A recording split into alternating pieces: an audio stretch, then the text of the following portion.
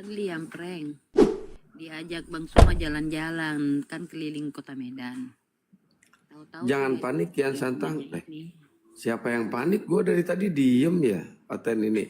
Mendingan lu naik open cam. Naik Perangi lah biasa naik dia. Dia Komal Abuya sering naik dia. Naik Perangi. Perangilah. Ngajak-ngajak perang namanya. Mana yang Budar yang tidak komen tuh Bang? Tunggu saya lihat adakah.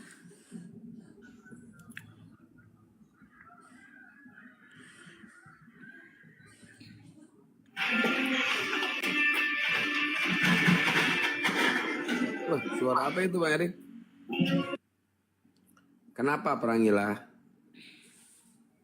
Ada masalah apa rupanya? Nggak apa-apa, mantep bro, mantap. Kenapa? Lebih keren dari Juma yang pakai masker. Lebih Ini berani. ada Bang lebih... Juma naik nih. Iya, gini lah Juma daripada kayak Bang Kian Sastang tuh berani open cam ya. Lu pakai masker baik. Kenapa emang kalau pakai masker?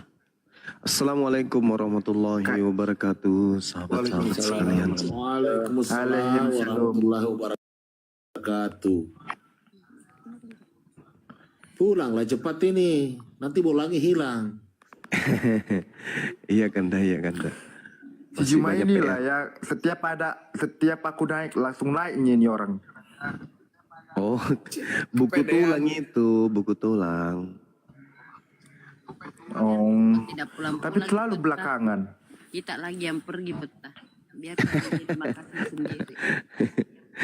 Jangan tahu. Kemarin ke Medan Bang Itu Juma. Bang, gimana Bang? Kemarin Iya. sama Budar nih ceritain Bang kesan-kesannya Bang. Iya. Karena sebelumnya itu kan dia tahu Gurunda ke sana, saya bilang, Budar ini ke sana lo ngapain? Saya mau ketemu Bang Suma. Apa? Oh ya? Ada urusan apa katanya? Ternyata kita yang sambangin ya. Iya betul. Ya itulah.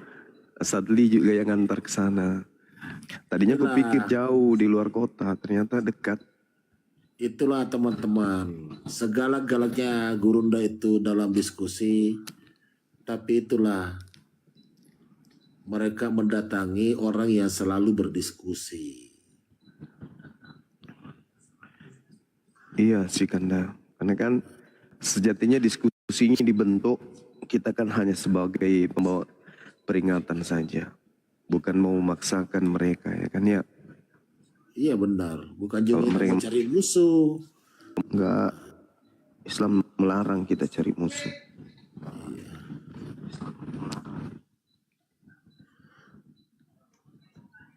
Justru keberadaan Islam ini sebagai jalan keselamatan untuk manusia gitu loh. Betul. Karena kalau tidak ada Islam, mau hendak melalui jalan mana kita kembali kepada Tuhan. Sedangkan ajaran nabi-nabi sudah bercampur dengan ajaran pagan. Tidak lagi murni kan gitu. Jadi harus ada Islam sebagai jalan satu-satunya kemudian untuk manusia kembali kepada pencipta.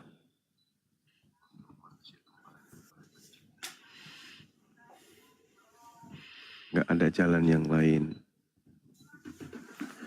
Tapi coba gimana? Cuma ceritanya, aku coba. boleh nanya nggak? Gimana Kanda? Silakan. Nggak, biarkan Kan silakan. di Maryam 7, ya kalau di Maryam 71 kan katanya nggak tahu ya beda-beda tiap orang. Yang kalau Kores bilang, aku nggak usah bawa namanya lah ya. Pokoknya ada yang berpendapat bahwa semua pasti masuk neraka dulu. Ada yang bilang cuma melewati. Yang mana yang benar? Oh, kalau orang yang beriman di dalam Al-Quran dan beramal soleh, percaya kepada Allah, itu dosa-dosanya diampuni oleh Allah. Ketika di padang mahsyar kemudian di Al-Quran diterangkan surah At-Taghabun ayat 9, bahwasanya umat Islam yang percaya kepada Allah dan beramal soleh, dosa-dosanya diampuni oleh Allah. Tidak ada lagi dosa-dosanya. Begitu juga orang yang mengikuti kemudian Nabi Muhammad berdasarkan Al-Quranul Karim, maka orang itu akan masuk ke dalam surga. Seperti itu. Terkait dengan mendatangi neraka, semua manusia akan mendatangi neraka. Tapi tidak semua manusia itu akan tinggal di sana. Melainkan orang-orang yang bertakwa, yang takut kepada Tuhannya, itu akan meninggalkan neraka. Hanya mendatangi, habis itu berlalu dan menuju kepada surga. Nah, sedangkan surah Maryam ayat 71 itu berbicara terkait dengan seluruh manusia, mulai dari Adam sampai manusia terakhir. Semuanya akan mendatangi neraka tanpa terkecuali, ya termasuk Kristen. Oh, berarti Begitu. berarti mendatangi maksudnya masuk neraka dulu gitu. Melihat neraka itu, karena neraka itu luas. Melihat neraka, kita melihat neraka. Oh, ini toh yang disebut neraka ini. Nah, makanya pada saat kita melihat neraka, umat Islam di situ kemudian bahagia.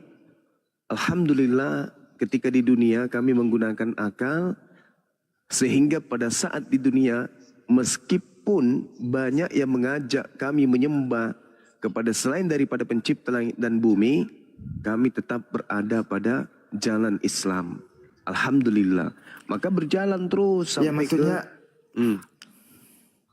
maksudnya melihat neraka itu kayak gimana? Dari mana melihat? Sekarang begini kawan, surga itu tempat kenikmatan dan neraka itu tempat kesengsaraan, tempat yang pedih, tempat yang seburuk-buruknya, dan surga itu adalah tempat sebaik-baiknya. Jadi segala sesuatu itu berimbang, ada baik, ada buruk, ada tinggi, ada rendah, ada besar, ada kecil, ada kemudian yang ganteng, ada jelek, dan seterusnya. Semua berimbang. Dibuat kemudian oleh Allah berpasang-pasangan. Nah, contoh, ada nikmat, ada enak, ada yang tidak enak. Bagaimana kita bisa mengatakan sesuatu enak? Pasti harus ada pembandingnya. Maka untuk merasakan bahwa makanan yang kita makan itu enak, kita pun harus pernah merasakan makanan yang tidak enak. Bagaimana kita bisa merasakan nikmatnya surga? Tentu kita harus melihat neraka dulu. Oh, ini toh neraka itu, betapa sengsaranya orang di dalam. Begitu masuk ke dalam surga, baru merasakan nikmatnya dan indahnya surga. Begitu yang dimaksud dengan Emang Al-Quran berarti surah Maryam melihat ayat 71. melihatnya berarti masuk neraka dulu, lihat-lihat gitu ya. Ya, sama ketika Anda masuk ke pemakaman. Apakah Anda masuk ke pemakaman itu berarti Anda yang dimakamkan? Kan tidak. Sama seperti ketika Anda masuk ke rumah sakit. Apakah masuk rumah sakit itu Anda sudah otomatis pasien? Tentu tidak. Bisa jadi Anda adalah dokter, bisa jadi Anda adalah mengantar atau penjenguk. Tidak selamanya. Begitu juga masuk sekolah. Apakah Anda ke sekolah, masuk ke dalam sekolah atau mendatangi sekolah, itu berarti Anda adalah siswa. Bisa jadi Anda ngantar anak Anda. Jadi mendatangi neraka sama halnya mendatangi rumah sakit. Sama halnya mendatangi pemakaman. Bukan berarti Anda dimakamkan di sana. Bukan berarti Anda pasien di sana. Begitulah maksud dari Quran surah Maryam ayat 71. Makanya baca ayat ke-72-nya. Supaya bisa paham. Gitu. Ya berarti maksudnya masuk neraka, misalnya contohnya masuk rumah sakit, berarti masuk rumah sakit walaupun nggak tentu gila gitu kan, yang penting masuk rumah sakit. Nah kalau itu masuk neraka, betul. Benar sekali. Walaupun mendatangi, nah, kan mendatangi neraka. Iya, kan itu kita udah mati ya. Emang kalian itu kalau udah mati, emang masih bisa gitu, kayak orang hidup gitu? Loh, kematian itu adalah perpindahan hidup di dunia menuju hidup ke akhirat. Tidak ada kematian itu, nggak ada. Dalam kaidah Islam, kematian itu hanya bahasa, maut. Itu hanya bahasa yang digunakan untuk membedakan antara alam yang ada sekarang ini menuju ke alam berikutnya. Kita tetap hidup. Makanya di Al-Quran dikatakan, وَدَرَبَ لَنَا مَثَلًا وَنَسِيَ خَلْقَهُ قَالَ مَا يُحْيِي الْعِظَامَ وَهِيَ رَمِيمٌ قُلْ يُحْيِيهَا الَّذِي أَنشَأَهَا أَوَّلَ مَرَّةٍ وَهُوَ بِكُلِّ شَيْءٍ عَلِيمٌ. Itulah ketika kemudian orang-orang kafir bertanya, bagaimana mungkin tulang belulang yang sudah hancur kayak begini bisa hidup? Apa kata Allah? Katakan kepada mereka, aku Tuhan, aku Allah. Ketika aku sanggup menghidupkan kemudian sesuatu kalian dari sesuatu yang tidak ada menjadi ada, aku jauh lebih sanggup lagi menghidupkan tulang belulang yang sudah ada untuk aku hidupkan kembali. Tidak ada yang susah bagi Allah. Kita akan dihidupkan kembali. Gimana? Jadi kalian berarti gak ada kematian. Jadi kalau orang yang mati gak bernafas itu namanya apa? Bukan tidak bernapas, kawan. Ketika manusia itu dipindahkan kemudian dari alam dunia ke alam barzah, mereka tetap hidup. Tak ada kematian itu. Cuman pindah alam saja. Kenapa kita katakan itu adalah sebuah kematian? Itu bahasa kita. Tapi yang benar adalah kita dipindahkan hidupnya dari alam dunia ke alam barzah. Dari alam barzah nanti dibangkitkan dari alam barzah, kemudian di yaumul hisab. Di yaumul hisab itu kemudian kita dihisab, kita ditimbang amal buruk, amal baik. Habis itu kita menuju kepada neraka, sampai di neraka kemudian umat Islam melanjutkan perjalanan ke surga. Seperti Ya kan itu. gini, kalau mati kan istilahnya kan tubuh di kuburan. Ya, itu Benar-benar pandangan nggak? kita. Iya, betul. Betul itu. Kalau tubuh di kuburan, yang ke neraka itu apanya? Jasadnya akan dibangkitkan. Coba saya kasih data ya kepada saudara ya. Dengarkan baik-baik. Di dalam kitabnya orang Yahudi, Yehezkiel 37, lalu berfirmanlah Tuhan kepadaku, bernubuatlah mengenai tulang-tulang ini dan katakanlah kepadanya, hai tulang-tulang yang kering, dengarkanlah firman Tuhan. Beginilah firman Tuhan Elohim kepada tulang-tulang ini. Aku memberi napas hidup di dalamnya supaya kamu hidup kembali. Aku akan memberi urat-urat kepadamu dan menumbuhkan daging padamu. Aku akan menutupi kamu dengan kulit dan memberikan kemudian kamu napas hidup. Supaya kamu kembali hidup dan kamu akan mengetahui bahwa akulah Tuhan. Lalu aku bernubuat seperti yang diperintahkan Tuhan kepadaku. Dan segera aku mengamat-amati, kulihat-lihat, urat-urat dan daging tumbuh padanya kembali. Kemudian kulit menutupinya, tetapi mereka belum bernapas. Maka firmannya kepadaku, bernubuatlah kepada napas hidup itu. Bernubuatlah hai anak manusia. Dan katakanlah kepada napas hidup itu, beginilah firman Tuhan Elohim. Hai napas hidup, datanglah dari keempat penjuru angin dan berhembuslah ke dalam orang-orang yang terbunuh ini supaya mereka hidup kembali. Lalu aku bernubuat seperti itu yang diperintahkan oleh Tuhan kepadaku, dan napas hidup itu masuk ke dalam tulang-tulang yang tadinya sudah mati, yaitu mereka, sehingga mereka hidup kembali. Mereka menjejakkan kakinya supaya seperti tentara yang sangat besar. Firman-Nya kepadaku, hai anak manusia, tulang-tulang ini adalah seluruh tulang kaum Israel. Sungguh mereka sendiri mengatakan tulang-tulang kami sudah menjadi kering dan pengharapan kami sudah lenyap dan kami sudah hilang. Oleh sebab itu bernubuatlah dan katakan kepada mereka, beginilah firman Tuhan, sungguh aku membuka kubur-kuburmu dan membangkitkan kamu hidup kembali, hai umatku di dalamnya.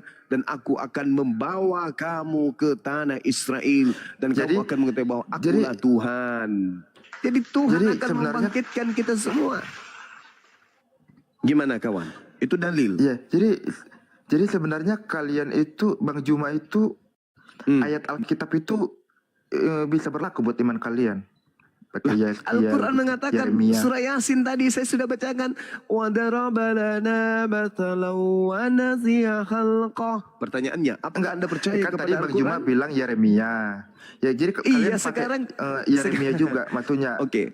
Ya sudah, Alkitab sekarang itu. kalau saya membaca kemudian Al-Quran surah Yasin, Anda imani enggak? Anda Enggak, imani kalau enggak? aku kan, Enggak. Nah, kami kan sekarang- benar-benar enggak mengenal sekarang Al-Quran. Sekarang Anda tidak mengimani Al-Quran. Maka kalau Anda menolak Al-Quran, ternyata kitabnya orang Yahudi yang kalian ambil juga menyatakan hal yang sama. Bahwasanya manusia kelak akan dibangkitkan, tulang-tulangnya, kulitnya kembali, urat-uratnya akan disusun kembali. Lalu kemudian mereka dihidupkan untuk dihakimi. Itu di dalam kitab Yehezkiel. Taruhlah Al-Quran Anda Ya, tidak gini. imani. Anda tidak imani Al-Quran. Sekarang kan- pertanyaan saya. Gini. Apakah Anda imani kitabnya Yahudi? Iya, karena Tuhan Nah, kami sama. berarti Anda harus Nah, percaya. Berarti kalian harus percaya, Anda harus percaya bahwa apa yang diterangkan Al-Quran itu betul. Karena di dalam kitabnya Yahudi Kan juga diterangkan hal beda, yang sama. Tuhannya beda. Bagaimana caranya Anda mengatakan Tuhan kami beda? Sedangkan Tuhan itu cuma satu. Kan kalau Tuhan orang Yahudi kan Allah Apa? yang dikenal melalui Abraham, Ishak dan Ya, Yakub. iya sama. Memang Kami juga sama. Al-Quran surah Al-Baqarah Allah Subhanahu wa taala menjelaskan kemudian kepada kami. Apa kata Allah dalam Al-Quran surah Al-Baqarah? Dijelaskan bahwasanya kami beriman kepada Tuhannya Abraham, Ishak dan Yakub. Iya. Itu Anda baca dalam Al-Quran surah Al-Baqarah ayat 130 dan seterusnya. Anda akan menemukan dalil-dalil itu. Iya. Iya kan perjanjian lama kan berisi nubuatan para nabi. Yesaya tentang Yesus atau Mesias. Itu Nggak yang ada ditunggu Yesus orang di Yahudi. Nggak ada di Maksudku, situ, di kawan. perjanjian lama kan menunggu orang-orang Yahudi kan, orang Yahudi sekarang ini kan menunggu ke Mesias kan, nunggu Mesias kan. Iya, Nah, bukan lu menunggu kenapa Tuhan kan? kalian- Bukan menunggu Tuhan kan? Iya, Bukan Mesias menunggu Tuhan. Tuhan. Enggak ada Mesias Tuhan. Mesias Nggak ada. Tuhan. Yang mereka Kan tunggu Tuhan itu. maksudnya kan sebagai yang nantinya akan memimpin Israel, raja sebagai raja yang akan memimpin negara Israel itu nanti, itu yang ditunggu orang Yahudi. Iya, yang ditunggu oleh orang Yahudi itu adalah Mesias, bukan Tuhan yang ditunggu. Tapi yang ditunggu adalah Mesiasnya Tuhan. Apa itu? Orang yang ditahirkan oleh Tuhan untuk menjadi raja bagi Bani Israel. Iya, oke lah. Dan Mungkin kami karena imani- pengertian Tuhan dan Allah juga masih nggak nyambung ya. Coba kalau memang kalau di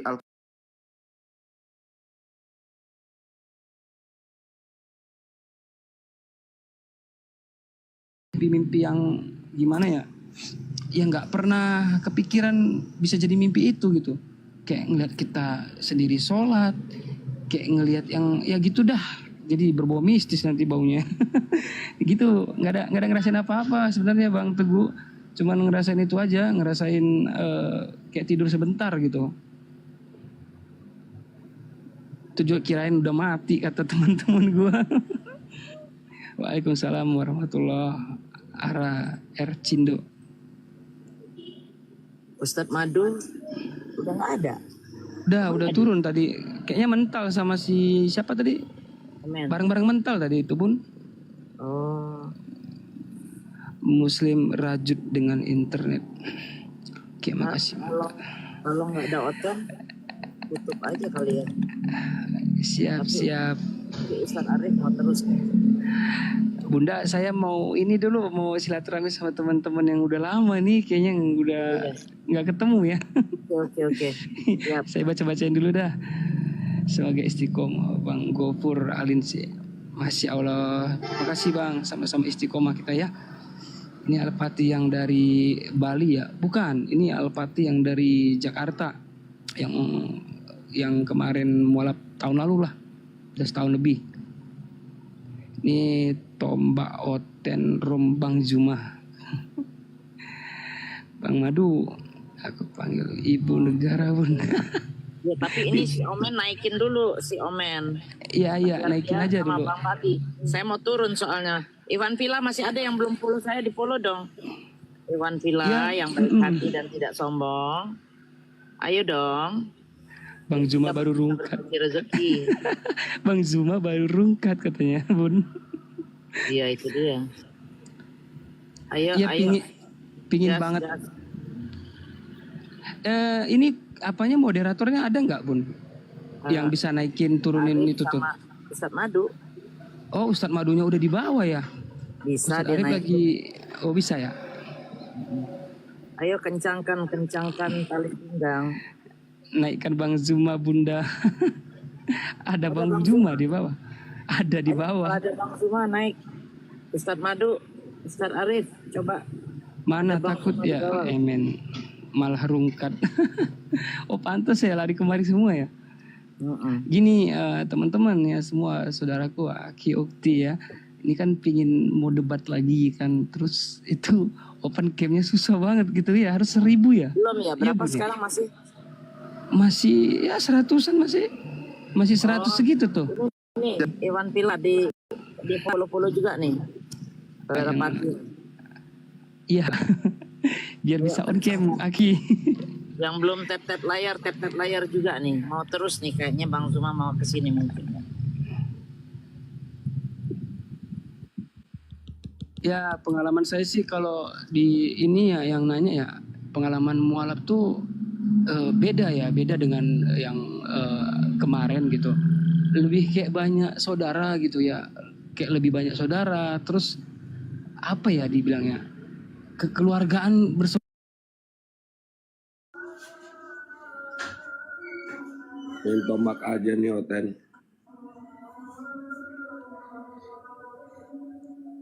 Langsung rungkat.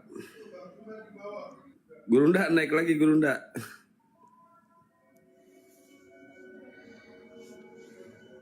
Mana tadi si Prangilah. Prangilah naik lagi Prangilah.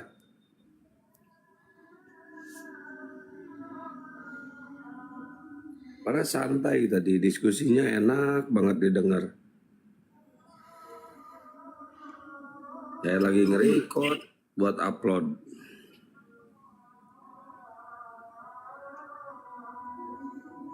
Takut banyak yang mualaf. Iya kali ya, takut banyak yang mualaf.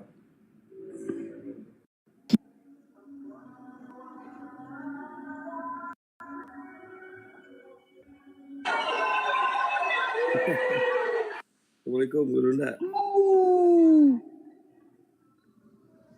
Main report. Iya, langsung rungkat main report Oten ini. Assalamualaikum. Mungkin. Waalaikumsalam warahmatullahi wabarakatuh. Warahmatullahi wabarakatuh. Waalaikumsalam warahmatullahi.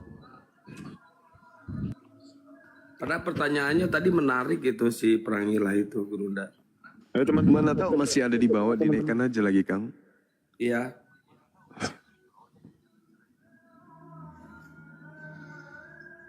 Bagus loh Moderator dia santai, karena moderator. dia nggak ngeyel gitu loh. Waalaikumsalam warahmatullahi wabarakatuh. Suara saya kedengaran kan ya? Aman Gurunda. Oh iya. Jangankan suaramu, langkah kakimu saja terdengar dalam hatiku. Allahu Akbar. Lebay. Ya, Itulah namanya seorang juga sudah abang yang sehati, sayang kan? sama adiknya kayak gitulah. Nah itu dia. Mana itu Kang? Kurangilah. Emang ada di bawah dia ya? Kalau ada dinaikkan lagi. Ya, moderator tolong naikin lagi ya si Prangilah itu bagus dia. Gak ngeyel. Insya Allah. Oh Makassar udah mau buka ini. Mau buka. Imsak kali. Oh imsak. Oh imsak.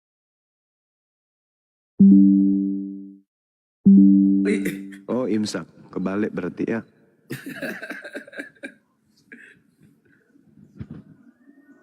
Oh dianya kecil YouTube. Ada di mana posisi Di guru? Medan buka Ada di mana Makassar kan posisi? cepat bang. Di ini masih di Jakarta. Bang Da, sahur di Medan nanti buka di Makassar. Cuma 2 jam. Bisa. 4 jam kan Iya, saya- perjalanan. Iya saya mau tahu itu gimana bikin Budarni waktu datang itu. Gurunda. Iya. Dia kaget juga. Sama-sama kaget kami. Awi, mak dulu pe kak nak nangek weh. Iya. Sama-sama kaget.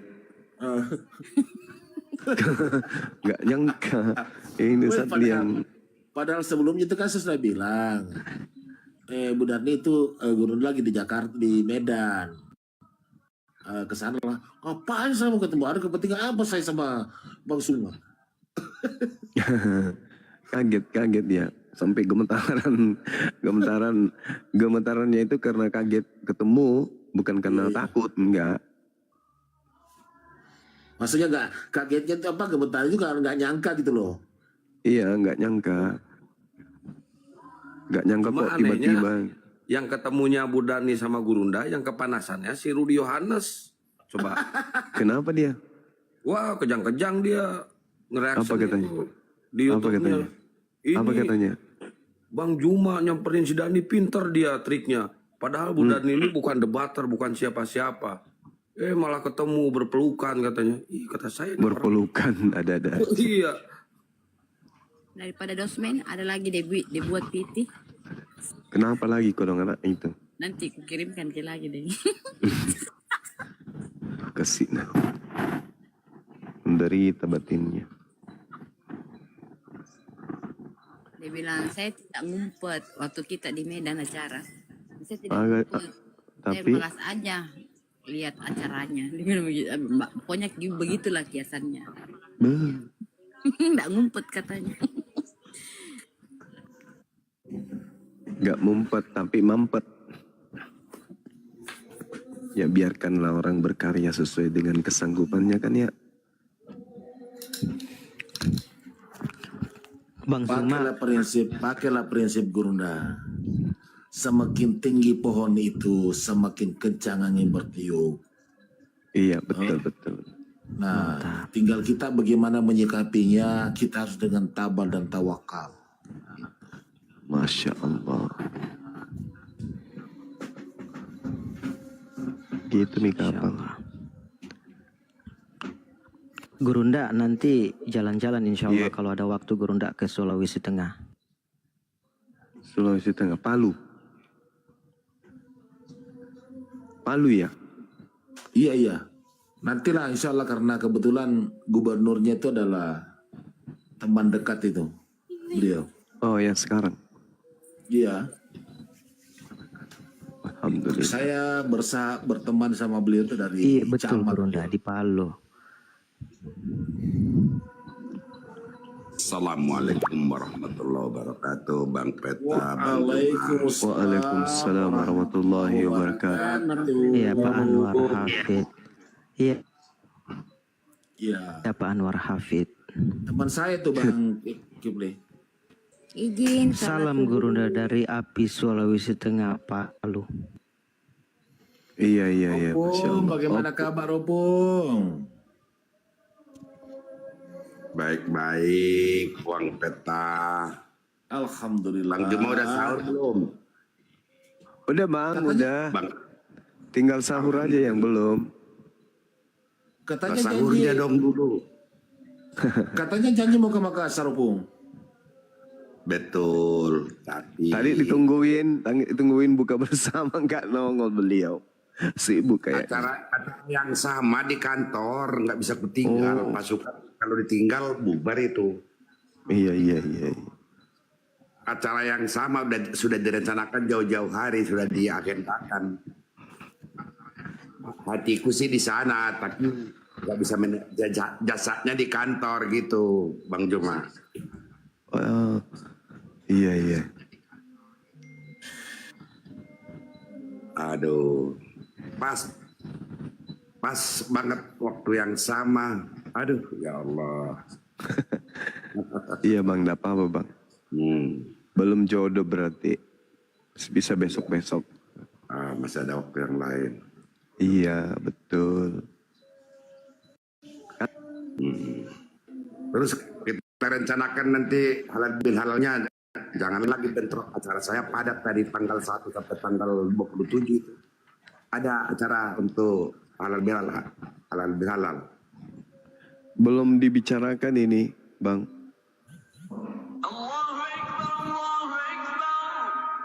Waduh. Oh, Sahur. Buka Miki. Buka.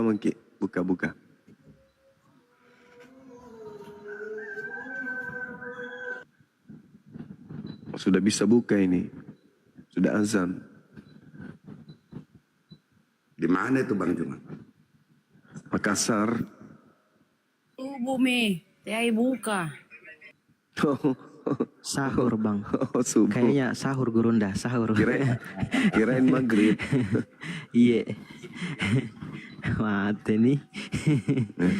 Azannya sama Bang Zul. Ya, sama. Langsung Kan- buka Gurunda.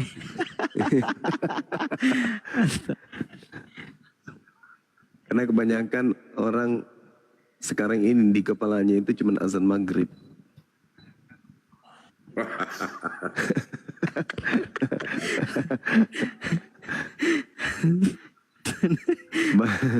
Banyak orang sekarang itu. Biar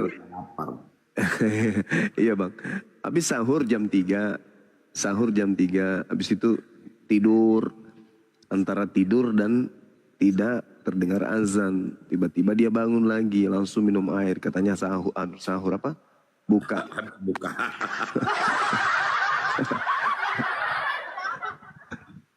Orang lagi nonton TV, sambil nunggu azan selesai, dia loncat dari kamar, tiba-tiba masuk ke dapur, makan, ambil nasi. Apain kau? Buka kan? Mana ada orang baru mau sholat subuh ini.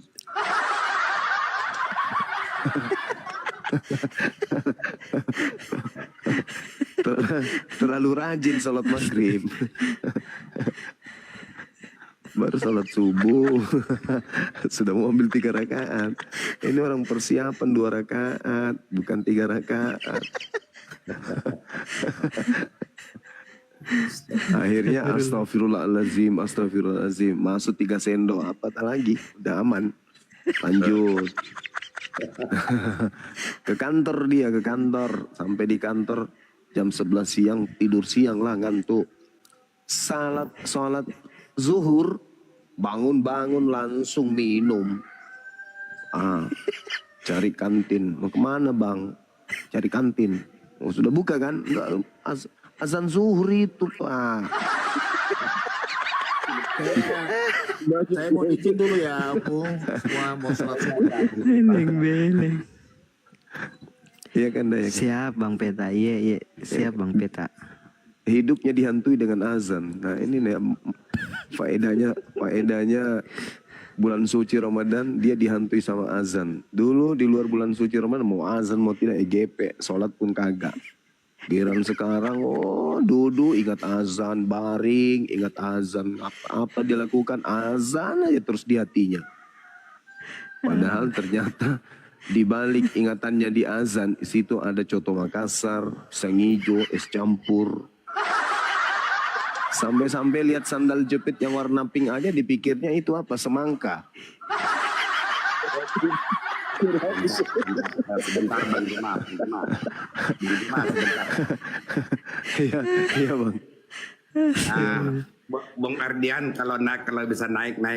Kalau di situ ada typing di bawah, kapan Bang Juma transit di Balikpapan katanya. Insya Allah bang. Bang Ardian ada menyiapkan tempat, aku yang geret bawa gotong Bang Juma ke Balikpapan. Ayo. Iya Masya Allah. Yang Insya Allah. typing, tolong naikin dulu Ardian itu. Mana dia? Lucu juga ini, ya betul itu. Lihat kecoa dipikirnya kurma tergeletak di lantai. Iyalah, sampai betul. briefing pagi dia marah. Assalamualaikum warahmatullahi wabarakatuh. Di bulan suci Ramadan ini, semua staf yang ada mulai besok jangan pakai bando warna pink, warna ungu, warna kuning ke kantor. Nah, rupanya Pak, aku melihat bandomu yang kuning kemarin itu mirip pisang ku tengok. Besok jangan ku pakai lagi ya, makruh puasaku. Kata orang itu. Dia bilangnya lagi, ibu juga. Kemarin ku tengok ibu pakai sepatu warna ungu kan? Iya, jangan besok dipakai. Ganti yang lain. Kenapa rupanya Pak? Mirip ini ubi jalar kata dia. Semua yang berwarna dibilangnya makanan. Artinya puasa ini ingatnya makanan terus. Salah konsep puasa kayak gitu, salah. Inilah bahayanya kalau tidak pernah melatih dirinya untuk tidak makan. Makan aja terus dalam pikirannya. Menderita dia. Karena tanda-tanda orang yang beriman itu bahagia ketika menjelang bulan suci Ramadan. Bahagia kali. Nah, kalau orang tidak beriman tapi pura-pura beriman, oh siksa begitu dekat-dekat belum tersiksa batinnya. Puasa lagi, nggak makan siang lagi orang nih. Tadi ya. Padahal dia Islam. Lapar Gerunda. Iya, efek lapar.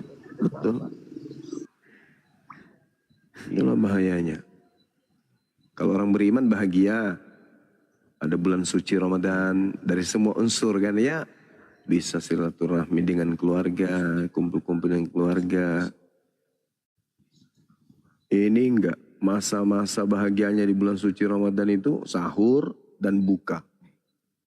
Dan paling dibenci adalah 3 jam sebelum buka. Wah, itu adalah masa-masa yang paling dia benci. Tinggi, darahnya naik, tensinya naik, matanya selalu melotot. Kalau dia tidak marah, tidur. Nah itulah. Begitu dia tidur, sholat subuh, yang tadi itu, azan subuh. La ilaha illallah. Astagfirullah, astagfirullah. Kenapa aku tidak dibangunkan buka? Astagfirullah. Langsung masuk ke dapur ambil nasi. Padahal itu sisa makannya tadi sahur.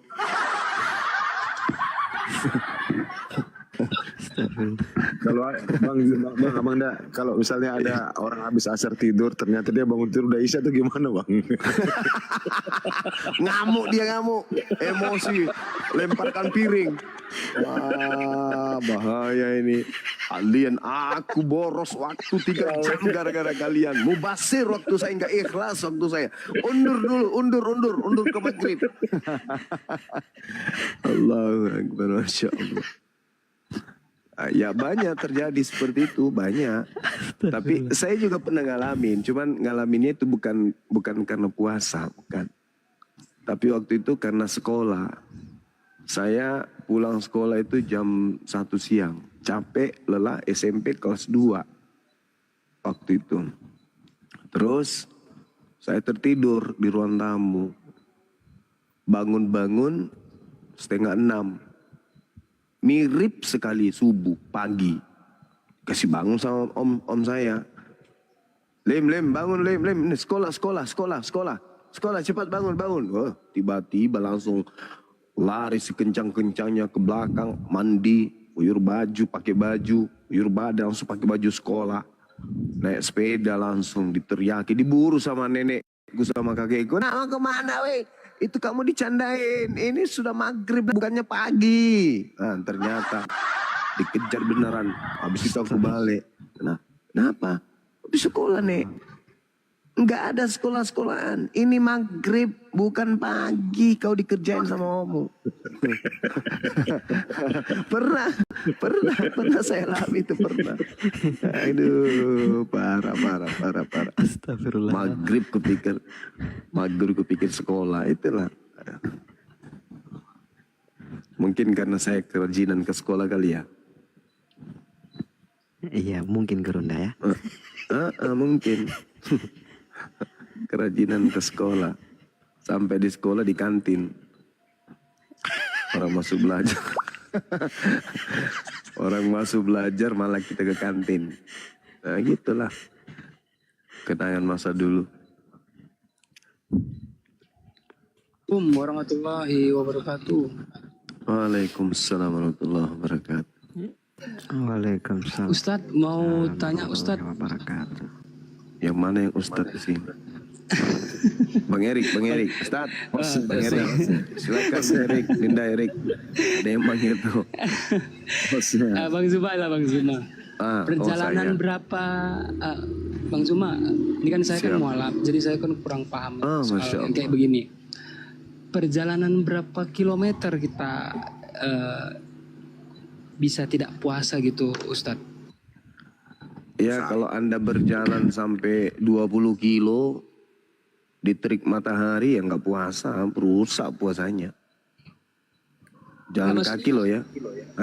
Lihat oli bekas ini penerbangan gitu, kayak penerbangan gitu. Penerbangan. Cuman duduk-duduk aja. Iya, maksudnya kan kita misalnya dari pulau ke pulau gitu naik pesawat ya, lagi dalam keadaan puasa gitu Bang Zuma. Berapa kilometer dia, kalau kita itu kan ada hitungan kilometer gitu katanya. Ya kalau saya sih sekarang saya ke Medan kemarin, jarak antara Jakarta Medan itu 1.600 km, puasanya aku. Oh, tetap puasa ya? Kan cuma duduk-duduk.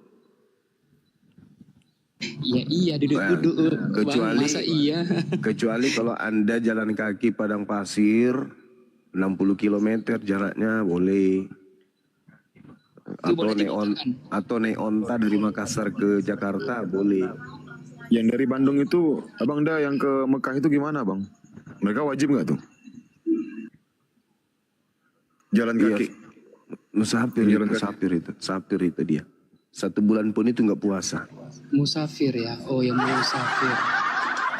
Bang Erik, ini Alpati Bang Erik. Aduh, udah lama nih. Kapan ketemu di Medan nih?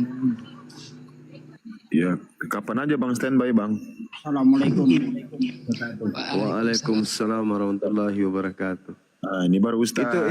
Itu gimana ceritanya itu dari Indonesia, kayak yang datang dari Lu itu kan, dari Palopo sana, jalan kaki ke Tanah Suci, ya kan ya? Iya Bang. Ada di gimana itu ceritanya? Antara Makassar, antara Palopo dengan Makassar jalan kaki itu udah jelas itu makan waktu 2 kali 24 jam. Kemudian di kota Makassar naik pesawat sampai Soekarno-Hatta sampai ke Sumatera itu naik apa itu? Jalan kaki. Artinya apakah tidak dari bandara ke bandara aja itu?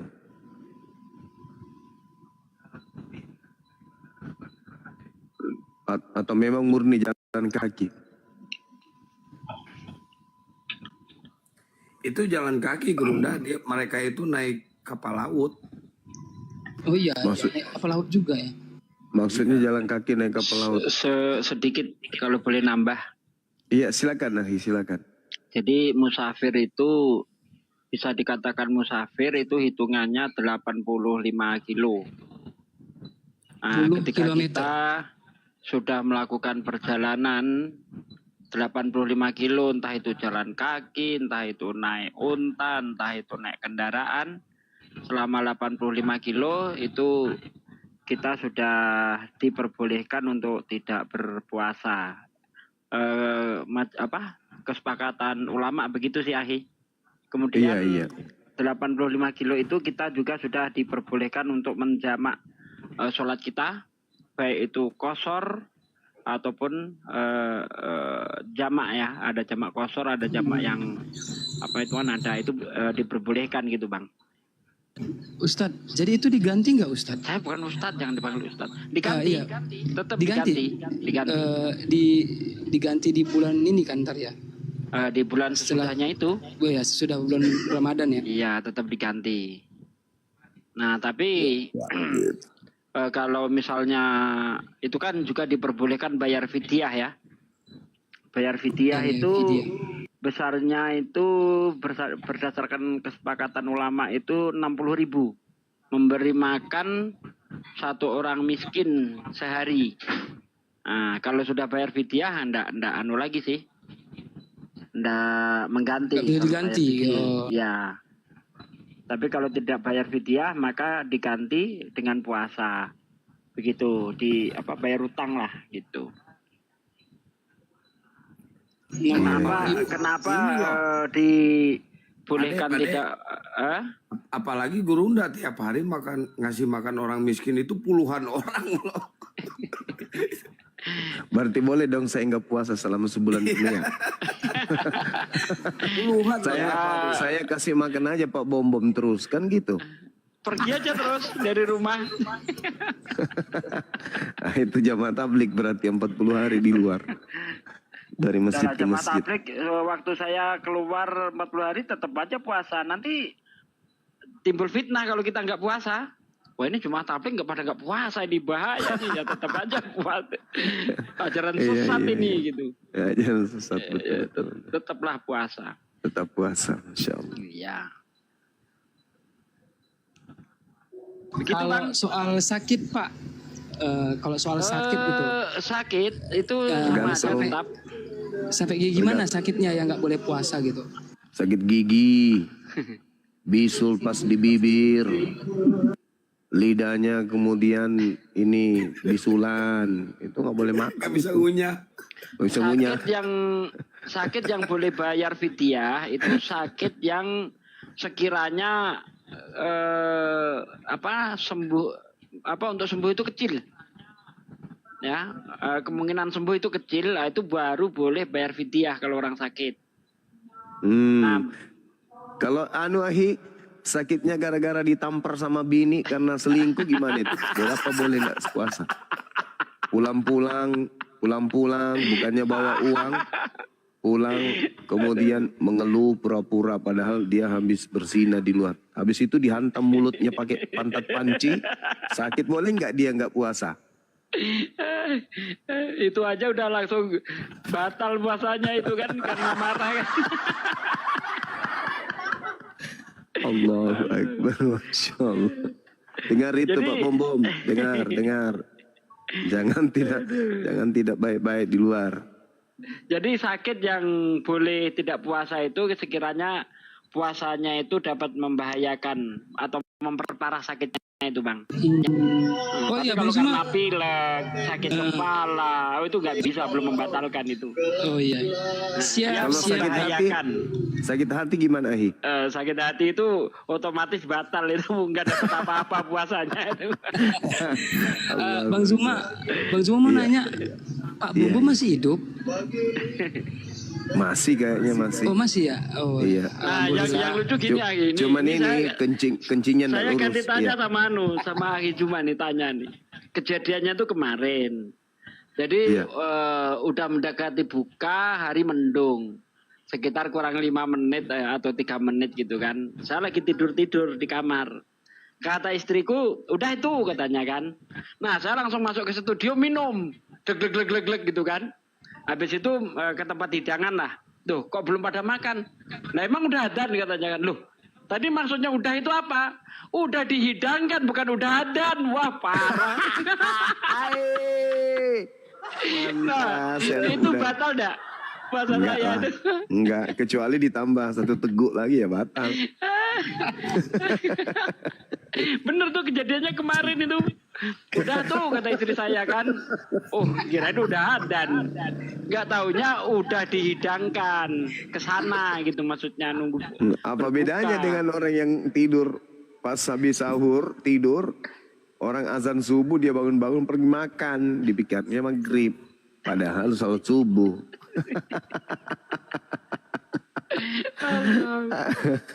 Aduh, banyak kasus juga ini orang puasa ya.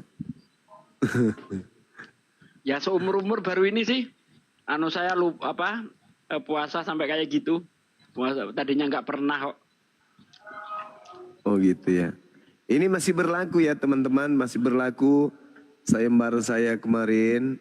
Apa tuh? Barang siapa dari Kristen yang mampu membuktikan bahwa yang mereka sembah, yang datang kepada Paulus, itu adalah anak Maria, maka saya akan memberikan 10 juta langsung kontan hari itu juga. Mantap. Ini sudah 2 apa 3 Kristen yang mencoba untuk menjawab, menjelaskan, tapi belum sanggup untuk membuktikan bahwa yang datang kepada Paulus itu adalah betul-betul anak Maria.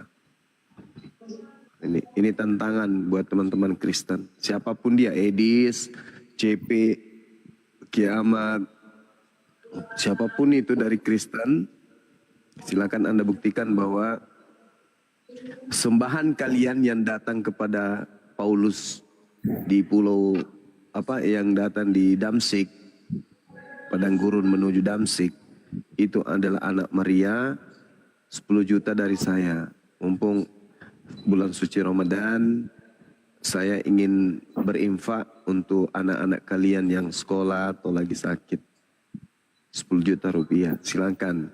Ini berlaku sampai 3 hari ke depan. Kalau belum ada juga yang sanggup, ditambah lagi 3 hari. Kalau belum ada lagi tambah 3 hari. Sampai terakhir bulan suci Ramadan, malam Idul Fitri. Gitu. Pembuktiannya secara apa Gurunda? Ayat Bible apa dogma atau sejarah? Apapun itu. Apapun. Yang penting betul-betul terbukti. Sekuat tenaga, apapun itu. Selama tidak membantah Bible. Kayak gitu. Nah, ada apa, Bung? Jangan yang disajikan itu justru bertentangan dengan Bible-nya. Harus tidak bertentangan. Karena yang mengajarkan kemudian sebuah konsep itu harus kitab yang mereka anggap suci. Jangan yang lain. Sama seperti ketika diterangkan kemudian misalnya sayembara buat kita umat Islam. Buktikan kalau yang disembah umat Islam itu adalah yang disembah oleh Bani Israel. Kita bisa buktikan. Nah sekarang yang saya pertanyakan, apakah yang disembah oleh orang Kristen, yaitu Yesus Kristus yang datang kepada Paulus, adalah oknum yang sama yang dilahirkan oleh Maria? Kalau ada yang mampu membuktikan bahwa itu adalah oknum yang sama, maka sekali lagi 10 juta. Tidak seberapa sih, tapi ya lumayan untuk beli kuaci. 10 juta itu bisa doer bibir kalian makan itu. Ya udah aku tambahin 5 juta. Ah, berarti 15. Tuh, serius loh. Bukan main-main kami. Kalau bom-bom benang 15 juta, beli dedak bisa makan sampai 1 tahun Pak bom-bom itu dedak. Ini 15 juta ya tinggal ngebuktiin aja. Ustaz Ali, Assalamualaikum. Waalaikumsalam. Waalaikumsalam. Waalaikumsalam warahmatullahi wabarakatuh. Ustaz. Mau tanya sama Gurunda Zuma, boleh? Iya, dari Bang. mana Bang? Hatta ini Muslim apa Kristen? Muslim lah Bang. Oh iya, silakan. Dari Jawa Tengah Bang, Jepara Bang. Iya. Banyak teman kita di Jerapah sana Bang. Ada Bang juga. Jepara, Gurunda, Jerapah. Beda. Oh iya, Jepara. Silakan Bang. Tadi gak sengaja ini Bang lihat di Komal Superboy ya. Oh iya. Tadi Titan Komal yang sangat dibenci oleh Pak Bom Bom. Nah, tapi ini tadi Bang, Titan Ya, gimana? nunjukin data ada bahasa Arabnya gitu kan sama terjemahannya. Ya Siap. sedikit emosi sih. Cuman isinya gini, dia menjelaskan tentang Nabi Muhammad menggauli istrinya dalam keadaan haid dan menggauli istrinya dalam pas keadaan puasa. Mikir tadi saya, apa ada hadis kayak gitu, kayak bikinan sendiri atau gimana? Tapi Palsu kayak itu bangga. Bang. Dalam Itu hadis palsu itu. Nah, iya betul ya. Sempat emosi juga tadi Bang. Yang Habis menjelaskan pulang itu ujian siapa aja, Bang? Yang mengatakan Titan. Kristen ya? Titan namanya tadi. Kristen ya itu. Kristen ya. Itu betul. pendeta itu Gurunda yang sering debat sama Gurunda sih. Kalau dari Siononya, jangankan hadis, jangankan Al-Quran, Bible-nya aja mereka pelintir sendiri kok. Iya. Gak heran kalau itu Bang, gak heran. Habis pulang mujahadah udah enak-enak gini, lihat kayak gitu kok langsung naik sedikit. Cuman tak rendam sedikit tadi. Apa ada hadis kayak gitu? Belum pernah lihat Bang. Ya mungkin niat banget pengen jatuhin Islam kan sampai buat. Iya pasti, itu udah pasti.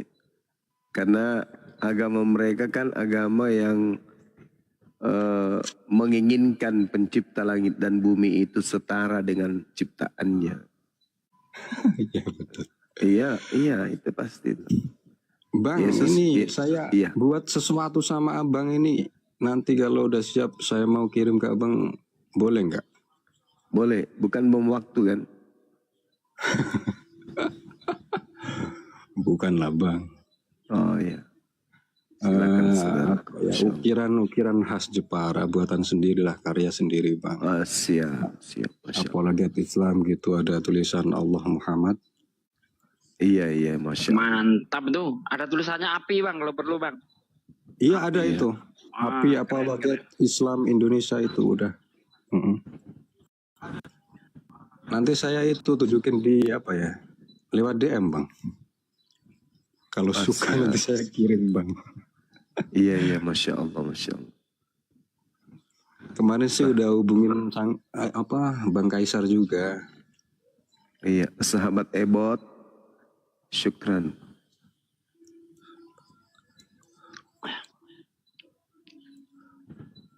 Ya udah gitu aja bang, lanjut bang. Siap. Ya. Oke, makasih ya bang ya. Ya. Kita mau naikin hotel. Izin turun gantian sama yang lain ya bang. Assalamualaikum. Waalaikumsalam warahmatullahi wabarakatuh. Waalaikumsalam warahmatullahi wabarakatuh. Ustadz Alif sehat? Sehat.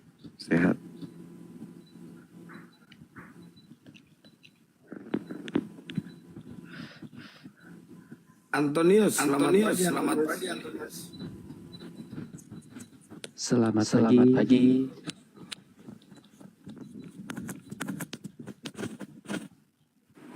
Ya, dari Kristen ya Antonius. Bukan bang,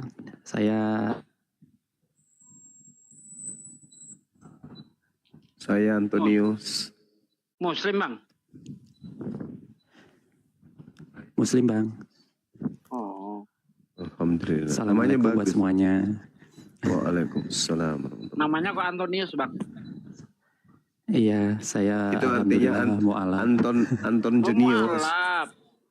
Masya Allah. Bukan Antonius Widuri kan? Bukan bang, Antonius Wahyu ini. Oh Wahyu. Udah lama mualafnya bang? Mu'alaf 2018 bang. Oh baru. Masya Allah. Gimana ceritanya? Bisa diceritakan bang apa yang menyebabkan Anda kemudian Allah lalu bagaimana pandangan abang ini tentang agama sebelumnya? Gimana itu, silakan. Ya bang, salam buat semuanya dulu ya bang. Ya. Kalau diceritakan pengalaman mu'alaf ya bang.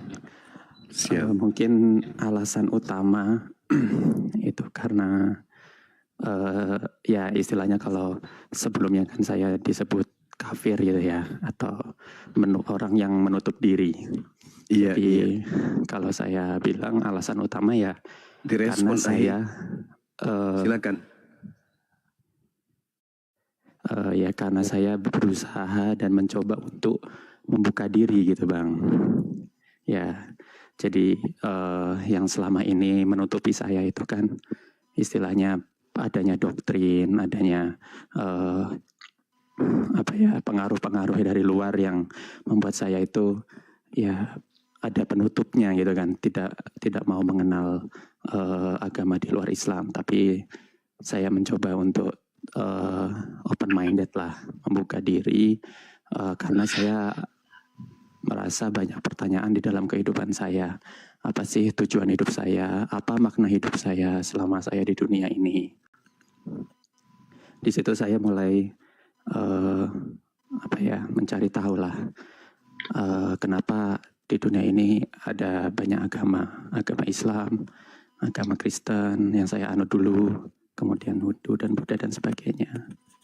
Sedikit bang, mengenai itu tadi kan, ketika Anda bertanya-tanya apa arti hidup, untuk apa hidup, itu apakah abang tidak menemukan di ajaran lama gitu?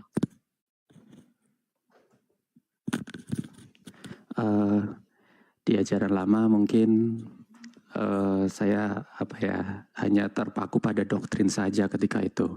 Memang saya tidak terlalu mendalami apa isi kitab saya sebelumnya. Nah di situ memang ada beberapa pertanyaan kenapa di dalam agama saya dulu Katolik ya Bang ya. Di dalam agama Katolik itu mengenal sosok Tuhan itu memiliki wujud, artinya ya dulu kan karena saya mengetahui hanya Yesus Tuhan gitu kan.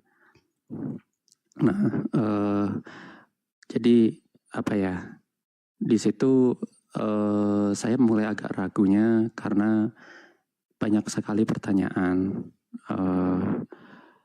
untuk terkait konsep-konsep yang diajarkan di dalam Katolik ya, agama Katolik dulu saya. Yang pertama itu tentang asal-usul kitab itu sendiri.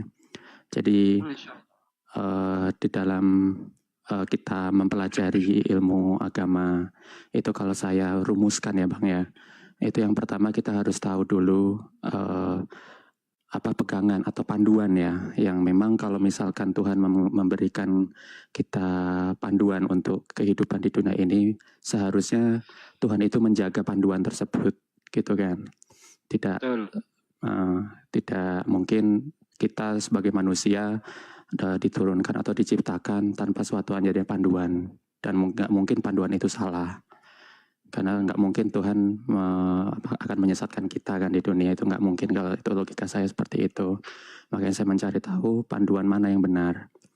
Nah, setelah mencari tahu asal usul kitab ya atau panduan tersebut di dalam agama Katolik, itu saya mulai ragu ini.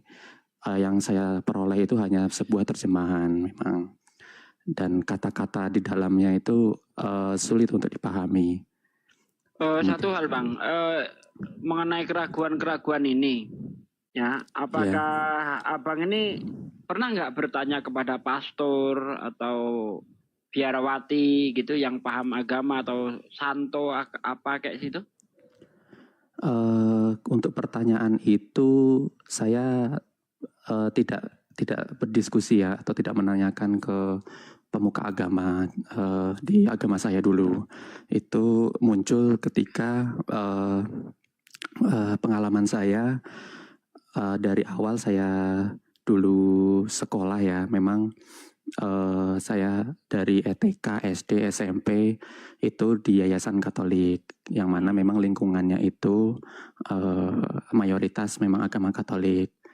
Nah, kemudian mulai dari SMA itu saya memang masuk ke sekolah yang negeri ya, yang mana mayoritas pemeluknya agama Islam.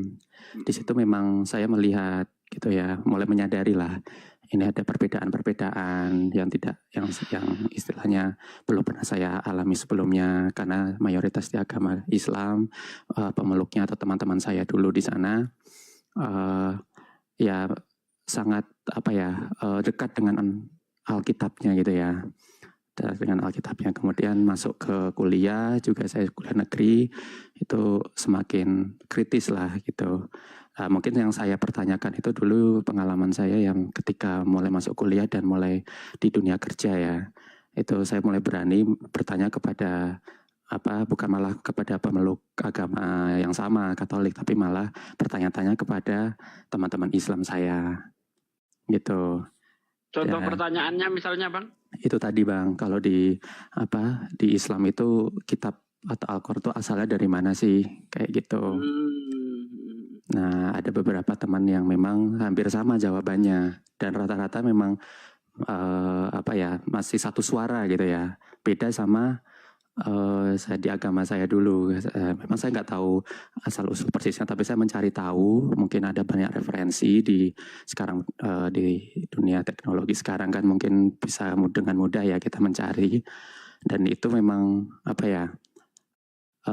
dibanding Al-Quran itu malah lebih meyakinkan Al-Quran gitu Bang, karena teks aslinya pun di dalam agama Katolik saya dulu kan tidak diketahui ya persisnya di zaman ketika Nabi Isa atau dulu Yesus saya pahami itu berdakwah gitu ya selama 33 tahun. Nah, di situ tidak ada kejelasan tulisan-tulisan atau ucapan atau firman yang disampaikan itu benar-benar ditulis langsung dalam sebuah kitab atau mushaf gitu ya, yang mana terpelihara sampai dengan sekarang. Berbeda dengan cerita atau referensi yang saya dapat atau ilmu yang saya dapat terkait asal-usul pewahyuan Al-Quran. Itu beda. Makanya saya ya kalau ada dua perbandingan seperti itu secara logika untuk lebih tenangnya kan pasti akan cari yang lebih pasti ya Bang ya. Baru ketika kita sudah tahu yang pasti dalam referensinya atau panduannya, baru kita masuk ke ilmunya di dalamnya, apa yang diajarkan. Di situ saya merumuskan yang pertama, yang utama itu konsep ketuhanan. Baru masuk ke konsep keselamatan. Saya tidak melihat hal-hal lain dulu. Seperti apa yang sekarang mungkin banyak syubhat-syubhat yang disampaikan oleh teman-teman Kristen gitu ya, tentang keraguan-keraguan mereka mungkin atau kesalahan yang mereka anggap di dalam Al-Quran itu, saya nggak melihat seperti itu dulu. Karena yang utama yang saya lihat untuk panduan saya atau kebenaran yang saya cari itu yaitu tadi yang pertama, kejelasan atau kepastian dalam panduan itu, kemudian konsep ketuhanannya, baru dengan selanjutnya adalah konsep keselamatan. Nah, Ya, itu. sedikit Bang ya, untuk memperkuat argumen Anda bahwa memang benar bahwa kitab Anda yang dulu itu memang tidak jelas asal-usulnya. Contoh, kalau Perjanjian Lama, kitab yang dikatakan, yang diyakini oleh orang Kristen sekarang itu ditulis oleh Musa, itu pernah hilang itu selama 1500 tahun. Sama sekali nggak ada kitab itu. Makanya kalau orang Kristen kan ada kitab Makabe itu kan. Nah, kitab Makabe itu di Makabe 1 dari ayat 50, 52, 53 dan seterusnya itu di situ dikatakan kitab Taurat itu habis dibakar. Bahkan pada waktu itu kalau ada orang Yahudi ketahuan baca kitab Taurat dihukum, dibunuh. Ya, orang Yahudi dipaksa makan babi dan sebagainya. Itu di kitab Kristen sendiri, Katolik sendiri ada itu kitab Makabe. Nah, kitab perjanjian kitab Musa ya 5 kitab itu ditulis itu nanti 300 tahun sebelum Masehi atau 300 tahun sebelum kelahiran Yesus. Ditulis oleh 70 rahib Yahudi yang kita sebut dengan nama Septuaginta. Ya, ditulis dalam bahasa Yunani, Septuaginta. Atas pesanan siapa itu? Raja Ptolemy II. Nah, makanya kalau sekarang kita lihat di dalam kitab orang Kristen misalnya, di dalam Keluaran 3 ayat 1, maka suatu kali Musa menggembalakan kambing domba Yitro mertuanya. Nah, ini kan jelas bukan tulisan Musa nih. Bagaimana mungkin Musa menyebut dirinya? Nggak mungkin kan? Nah, kemudian kalau kita lihat nanti di kitab Ulangan misalnya, Ulangan 34 ayat 5, maka matilah Musa. Apa Musa menulis tentang kematiannya? Itu tidak mungkin. Nah, sekarang kita beralih ke perjanjian baru. Bahkan kalau kita lihat situsnya orang Katolik sendiri, Catholic Identity, itu semua gelap. Penulis Matius gelap, penulis Yohanes gelap, Markus, Lukas, semuanya gelap. Bisa dilihat di Catholic Identity. Nah, saya bisa membuktikan dari ayat misalnya. Matius 9 ayat 9. Di situ dikatakan ketika Yesus melihat orang yang bernama Matius sedang duduk di rumah cukai, berkatalah Yesus kepadanya, "Hai Matius, ikutlah aku." Maka berdirilah ia. Ya, maka berdirilah ia mengikutinya. Apa begini tulisan Matius? Matius menggunakan kata ganti orang ketiga untuk dirinya sendiri. Kan tidak mungkin. Nah, misalnya Yohanes 21 ayat 24 misalnya. Dialah murid yang memberi kesaksian tentang semuanya ini. Dan yang telah menuliskannya. Kita tahu bahwa kesaksiannya itu benar. Jelas, ini bukan tulisan Yohanes. Apalagi kalau kita lihat di dalam Kisah Para Rasul 4 ayat 13 misalnya.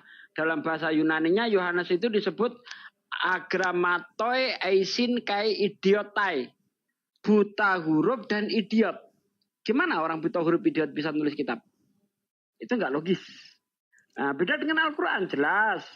Siapapun orang Islam ditanya, sebodoh-bodohnya orang Islam kalau ditanya pasti bisa jawab. Al-Quran itu dari mana? Dari Allah. Lewat siapa? Malaikat Jibril. Diberikan kepada siapa? Kepada Rasulullah. Lalu disampaikan kepada siapa? Para sahabat. Dihafal. Ada yang ditulis di pelepah-pelepah kurma. Di tulang-tulang. Ya, dan sebagainya.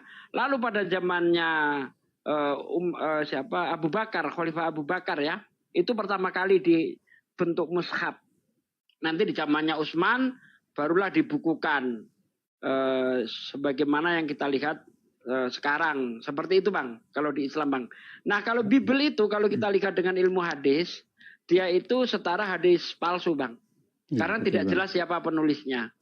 Ya, jangankan setara dengan hadis doif. Hadis doif itu masih jelas siapa penulisnya, cuma nanti di perawinya itu ada yang meragukan, ya, hafalannya kurang, pelupa, atau pernah berbohong. Nah itu nggak dipakai seperti itu di dalam Islam Bang. Mantap, lanjut Bang. Iya, iya Bang. Memang itu salah satu kalau kita mempelajari isinya ya. Sebelum saya waktu itu mempelajari isi-isi itu di dalam Bible,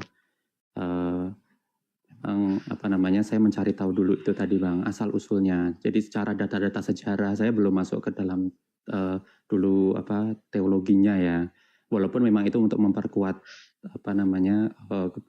memperkuat saya atau meyakinkan saya bahwa kitab ini itu sudah banyak perubahan gitu ya di dalamnya, karena tadi yang disebutkan Pak Bang Suki ya tadi banyak sekali kontradiksi mungkin atau yang hal-hal yang tidak logis lah di dalamnya. Nah makanya sebelum masuk ke situ saya cari tahu dulu waktu itu asal usulnya secara sejarahnya. Nah itu banyak sekali memang referensi ya yang tidak menjelaskan keoriginalitasannya dari awal penurunan lah itu ya.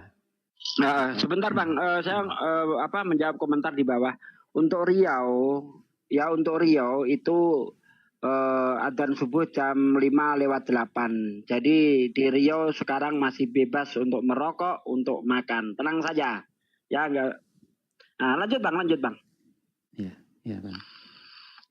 Ya terus terutama ya sejarahnya itu ada istilah kalau di di Kristen atau di Katolik itu adalah kanonisasi ya, atau istilahnya mengclipping kalau saya tahunya itu berbagai macam manuskrip atau surat-surat gitu ya ke dalam satu kitab. Nah itu pun juga waktu itu saya mulai meragukan di situ kenapa harus ada kanonisasi. Nah, padahal kan di situ yang menghadiri dalam kanonisasi itu kan juga tidak ada otoritas atau sang sumbernya yang memastikan bahwa memang itu bisa dipertanggungjawabkan gitu kan.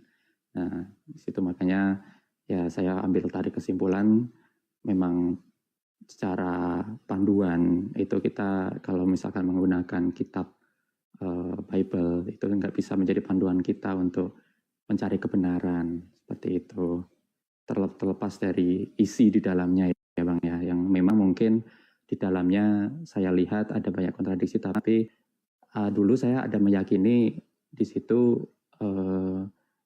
ada bahasa atau ucapan memang yang bersumber dari Yesus sendiri, memang ada di situ.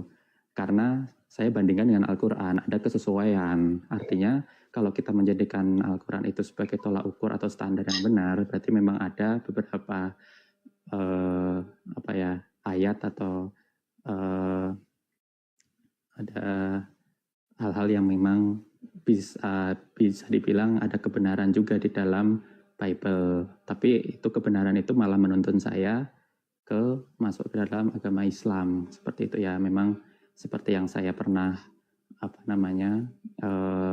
tonton atau dengar termasuk di Komal ini banyak sekali saya juga sudah menonton Bang Suma beberapa kali juga. Itu banyak sekali memang ayat-ayat di dalam Bible yang malah menuntut kita itu untuk mengesahkan Tuhan yang memang sesuai dengan ajaran Islam. Nah, kemudian saya mulai mempelajari Islam Bang. Waktu itu tahun 2018 itu memang karena dulu saya tadi sempat ceritakan dari pertama kali di lingkungan Islam itu SMA, saya ada dulu tertarik lah dengan seorang perempuan beragama Islam yang sekarang menjadi alhamdulillah istri saya. Nah memang dulu ketika saya tertarik, saya sempat tanya-tanya itu ya ke istri saya sekarang ini dulu, yang mulai menggugah saya itu karena dulu istri saya menanyakan di agama saya itu seperti apa, saya malah nggak bisa menjelaskan.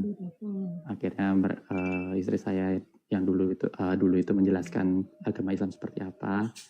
Nah, akhirnya sampai tahun 2018 karena saya masih dekat dengan istri saya dulu ya, akhirnya saya memantapkan diri untuk masuk agama Islam. Kemudian ya saya memberanikan diri untuk ya menikah dengan istri saya. Nah, dari situ sampai sekarang ya Bang ya, saya memperkuat ilmu Islam saya.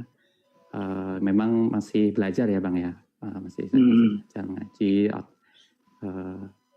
dan ada beberapa memang setelah saya mengikuti komal-komal mau di YouTube atau di TikTok ini,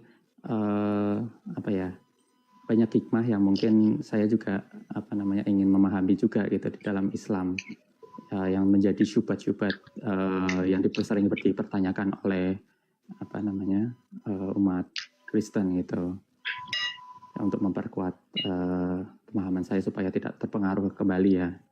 Karena memang saya baru tahu banyak orang Kristen yang mempelajari Islam hanya untuk mencari kesalahan gitu kan. Nah, makanya saya ikuti komal-komal ini ya untuk mencari jawabannya gitu. Masya Allah. Nah terus ini Bang, bagaimana tanggapan keluarga? Apakah seperti mualaf-mualaf lainnya gitu? Saya tinggal sambil sahur Bang. Untuk saudaraku lainnya yang mau bertanya dipersilahkan, saya sambil sahur dulu. Sini sudah siap Ustadz Sugi siap. Dilanjut aja Bang Antonius. Ya.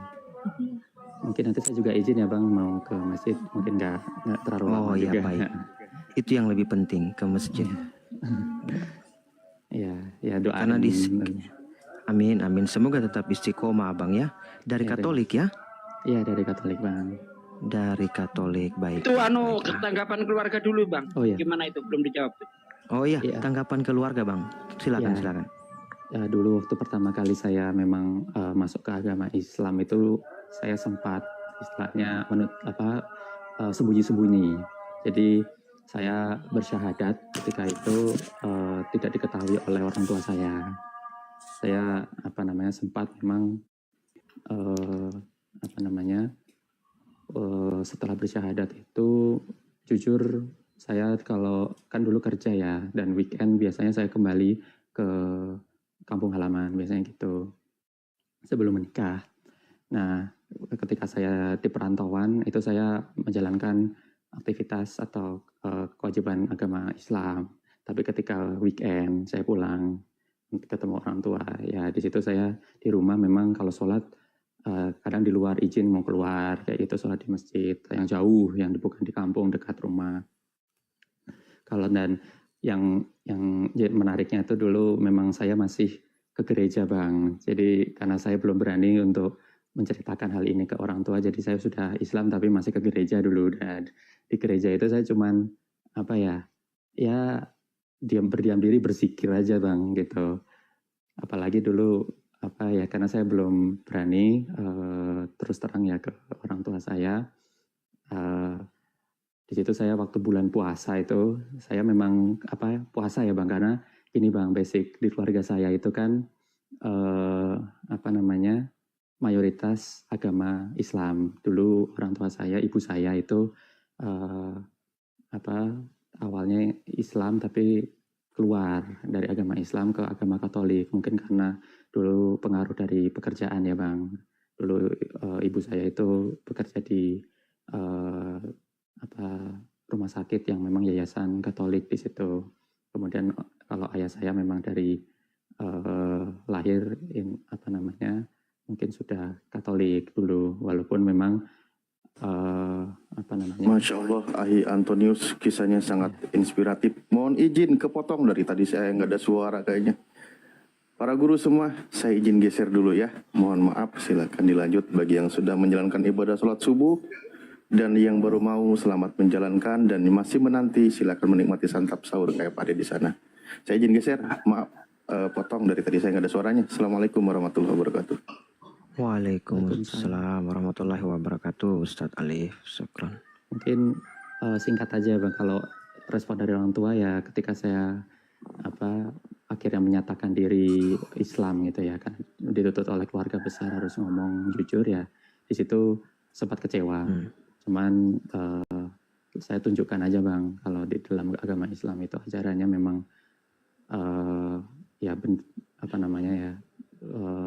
sesuai dengan kebenaran gitu. Nah di situ memang karena basic orang tua saya ya tadi yang saya sampaikan, mayoritas agama besar ke Islam masih bisa menerima Bang sampai sekarang, begitu Bang. Mungkin izin Bang, ini siap. waktu sholat ya. Betul.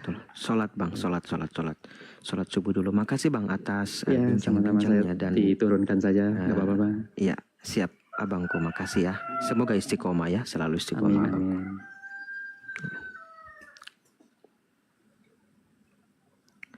Ya Pak Anton, kalau mau sholat di masjid Islam ya.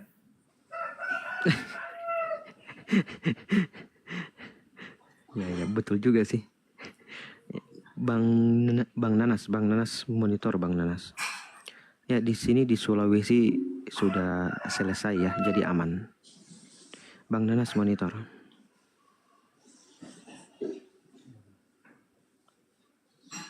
Ya, Bang Nanas mungkin masih santap sahur ya.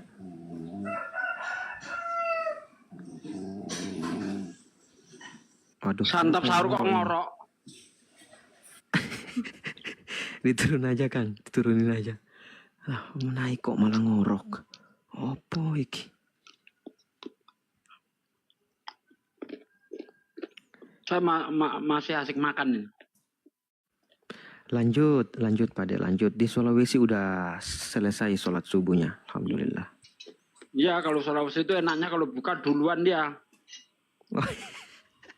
Betul. Kalau buka duluan dia. Betul sekali.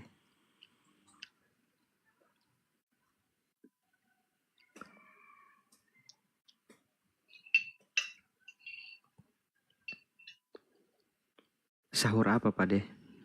Sahur pakai apa? Ini di